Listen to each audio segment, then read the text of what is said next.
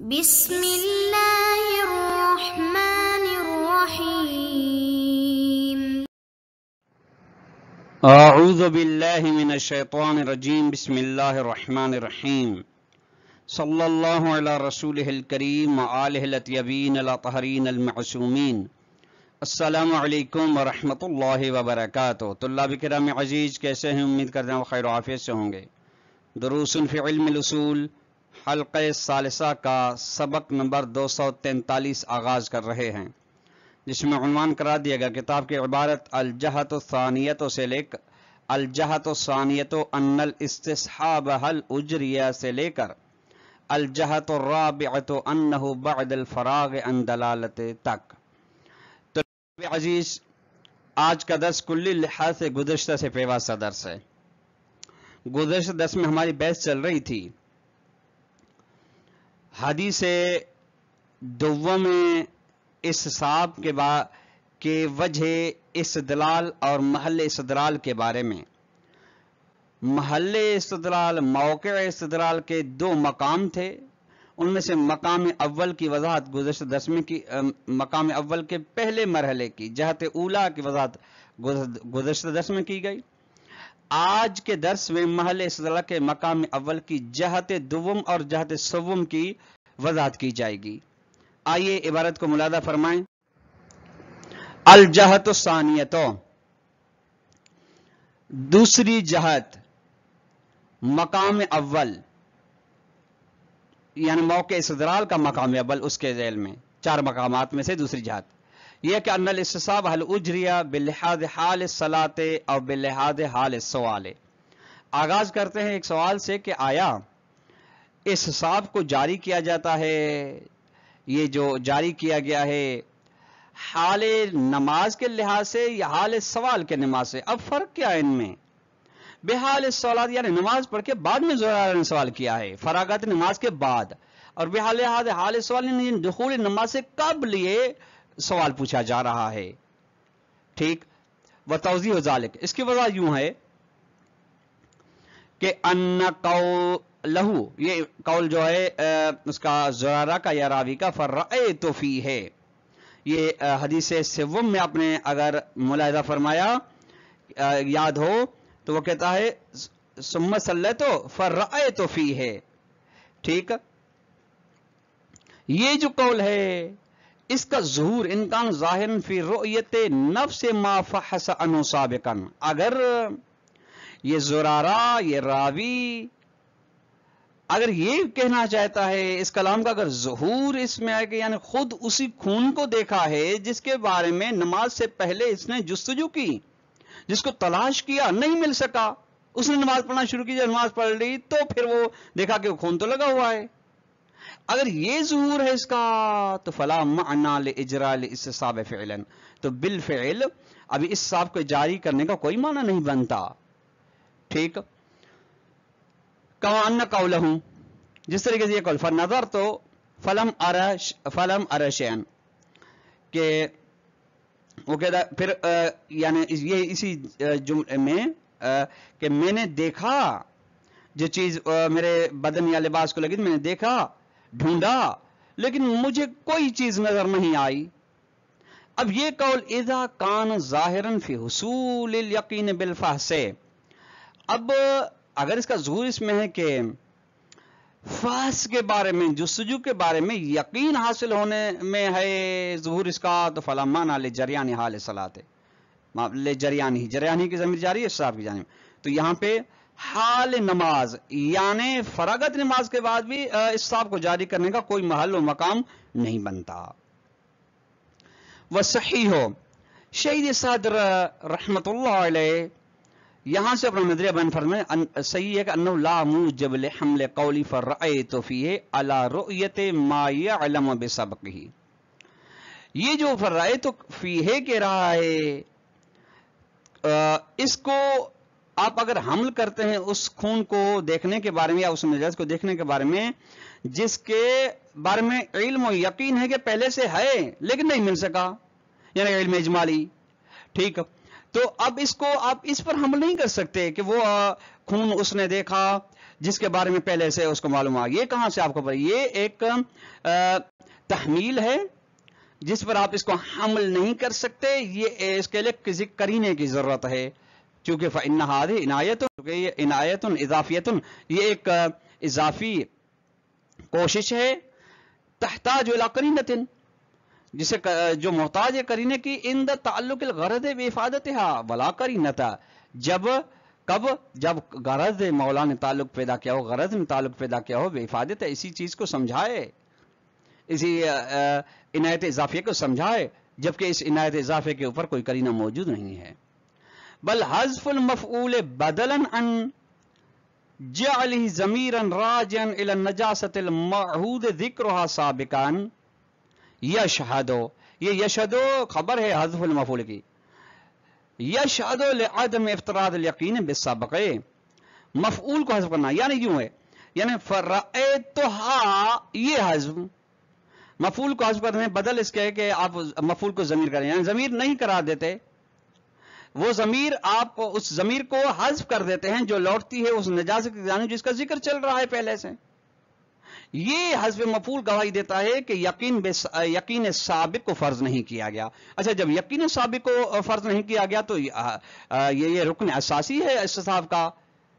اگر یقین سابق نہیں ہے تو حتماً پھر استصحاب جاری نہیں ہوگا. وعلیہ، اس بنا پہ فالاستصحاب جار باللحاظ حال سوال، استصحاب جاری ہوا حال سے، یہ نماز میں دخول سے قابل. وَيُؤَيِّدُ ذَلِكَ أَنَّ قَوْلَهُ فَنَظَرْتُ فَلَمْ أَرَ شَيْئًا، اسی بات کی تائید کہ حال سوال کے لحاظ سے صاحب جاری ہوگا. یہ امام علیہ السلام کا معاف کیجیے گا حدیث کا یہ جملہ، راوی یا زرارہ کا یہ جملہ اس کی تائید کرتا ہے. وہ کہتا ہے کہ میں نے دیکھا، ڈھونڈا، لیکن کوئی چیز مجھے نہیں ملی. یہ وَإِن لَّمْ يَكُن لَّهُ ظُهُورٌ فِي حصول الیقین، اگرچہ اس کے لیے کوئی یقین حاصل ہونے میں کوئی ظہور نہیں ہے، ولیکن لیس لہ ظہور فی خلاف ذلک، لیکن حصول یقین کے خلاف میں اس کا کوئی ظہور نہیں ہے. کیوں؟ لأن افادت حصول یقین کو سمجھانا، یہ فائدہ دینا، مثل هذا اللسان عرفیتاً، اس زبان میں اس لہجے میں یہ عرفی ہے، یہ افادہ عرفی ہے. جب افادہ عرفی ہے تو کیف یمکن تحمیل السائل افتراض و شک،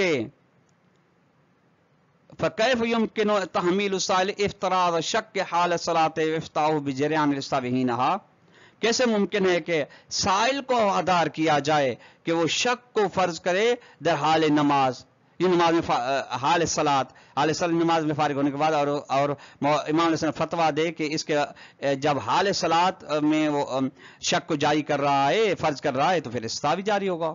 یہ کیسے ممکن ہے؟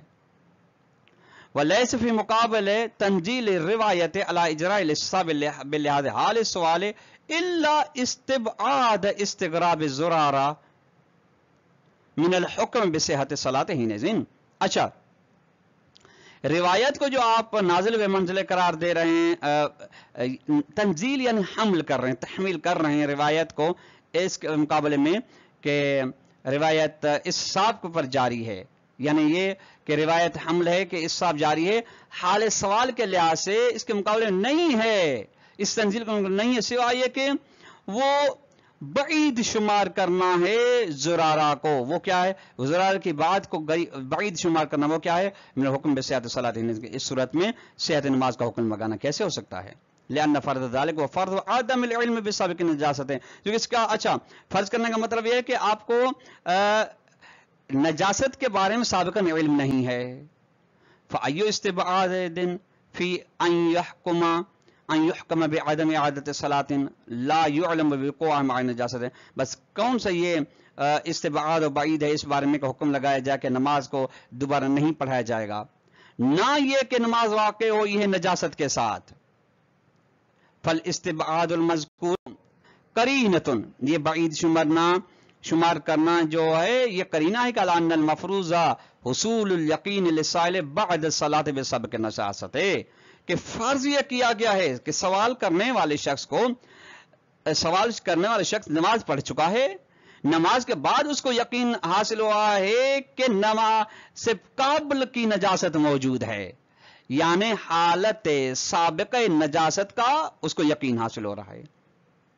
ومن ہنا استغرب الحکم بصحتها یا استغرب الحکم بصحتها. صحت نماز کے بارے میں حکم کو عجیب غریب شمار کیا گیا ہے، اجنبی شمار کیا. وہذا یعنی اس کا مطلب ہے کہ ان اجراء الاستحباب انما يكون بلحاظ حال الصلاة لا حال السوال.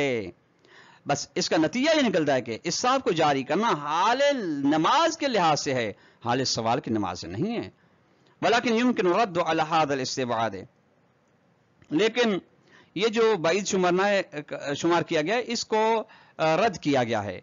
بأنه یعنی یہ بعید نہیں ہے، ممکن ہے. بأنه لا يمتنع ان يكون الذهن زرارة مشوبا بأن المسوغ للصلاة مع احتمال النجاسة ان اظن بعدمها الحاصل من الفاظ. یہ مان نہیں ہے، یعنی یہ ہو سکتا ہے کہ لا یمتنع من نہیں کہ زرارہ کا ذہن مشوش مشوب و متصل اس کے ساتھ، یعنی وہ یوں سمجھ رہا ہو کہ نماز کے لیے جو جواز ہے نجاست کے احتمال کے ساتھ وہ یہ ہے کہ ظن ہونا فقط اس بات کا کہ نجاست نہیں ہے، وہ ظن جو اس نے تلاش کرنے سے اس کو حاصل ہوا ہے. وحیث ان هذا الظن يزول بوجدان النجاست. چونکہ وہ ظن جس کو ظن بعدم النجاست کی بنا پہ جس نے نماز پڑھی ہے، وہ ظن جب نجاست دیکھتا ہے تو وہ ظن دور ہو جاتا ہے بعد صلی نماز کے بعد اللہ نحو یحتمل سابقها، جب وہ دیتا احتمال دیتا ہے کہ پہلے نماز سے قبل ہی نجاست موجود ہے. کان زرارہ تو یترقب اللہ یکتفی بالصلاۃ الواقعہ. بس زرارہ امید رکھتا ہے کہ اکتفا نہ کیا جائے اس نماز کے بارے میں جو واقع ہوئی ہے، جو انجام دی گئی. فَإِن تَمَّ هَذَا الرَّدُّ فَهُوَ. اگر یہ رد تام ہے تو ٹھیک ہے، وَإِلَّا اگر تام نہیں تو ثَبَتَ تنزیل روایت الاجراء الاستحباب لحاظ حال الصلاۃ. تو پھر روایت کو حمل کرنا ثابت ہو جاتا ہے کہ آپ اس صاحب کو جاری کریں گے حال نماز کے لحاظ سے. وَيَصِلُ الْكَلَامُ حِينَئِذٍ إِلَى الْجِهَةِ الثَّالِثَةِ. اور اس کے ذریعے سے، اس گفتگو کے ذریعے سے گفتگو کا سلسلہ پہنچ جاتا ہے مرحلے سوم تک، جہت سوم تک، الجہت الثالثۃ. اِنَّا اِذَا اِفْتَرَضْنَا جب ہم فرض کرتے ہیں کہ کون النجاست المکشوفۃ معلومۃ السبق، کہ نماز کے بعد یا ابھی جو نجاست ہمارے لیے ظاہر ہوئی کہ نجاست ابھی معلوم ہوئی، یہ سابقاً معلوم تھی، مقام پتہ نہیں تھا کہاں پہ لگی ہے. ورنہ الاستحباب انما یجری بلحاظ حال الصلاۃ، اور استحباب جاری ہوگا حال نماز کے لحاظ سے. فکیف یستند فی عدم وجوب اعادۃ الى الاستحباب. بس کس طرح سے استناد کیا جا سکتا ہے نماز کے اعادے ضروری نہ ہونے میں اس صاحب کی جانب، یعنی آپ اس صاحب کو جاری کر کے آپ یہ کیسے کہہ سکتے ہیں کہ اعادہ نماز واجب نہیں ہے؟ درانے کے اعادہ نماز ہونا چاہیے. معنی حکم ظاہری، درانے کے یہ حکم ظاہری ہے اعادہ، یعنی عدم وجوب اعادہ حکم ظاہری ہے. یزول جو ختم ہو جاتا ہے بے انکشاف خلافی، جب اس کے برخلاف ظاہر ہوتا ہے تو اعادہ آ جاتا ہے. وما زوالی و انقطاع لا يمكن ان يرجع اليه في نفي الاعادۃ. اور جب یہ زائل ہو جاتا ہے، ختم ہو جاتا ہے، ممکن نہیں اس کی جانب رجوع کیا جائے اس بات میں کہ اعادہ ضروری نہیں، بلکہ اعادہ ضروری ہو جائے گا. وقد اجیب علی ذالک، اس سوال کا جواب دیا گیا ہے کہ تارتن ایک دفعہ یوں کہ بأن الاستناد الى الاستصحاب فی عدم وجوب الاعادۃ، کہ یہ جو استناد ہے کہ اس بات کا استناد کرنا کہ استصحاب اس بات میں کہ اعادہ واجب نہیں ہے، یہ استناد ایسے صحیح ہے جب ہم افترضنا ملاحظۃ کبریٰ مستترۃ فی تعلیل، جب ہم فرض کرتے ہیں کہ ایک کبرا پوشیدہ ہے علت میں، وہ کبرا کہ وہی اجزاء و امتصال حکم ظاہر واقعی، کہ حکم ظاہری جو جعل کیا گیا ہے استحباب کے ذریعے سے وہ حکم واقعی سے مجزی ہے. وأخرى نمبر 2 بأن يكون الاستناد المذکور، ایسے ہو استناد جو ذکر کیا گیا ہے وہ درست ہے،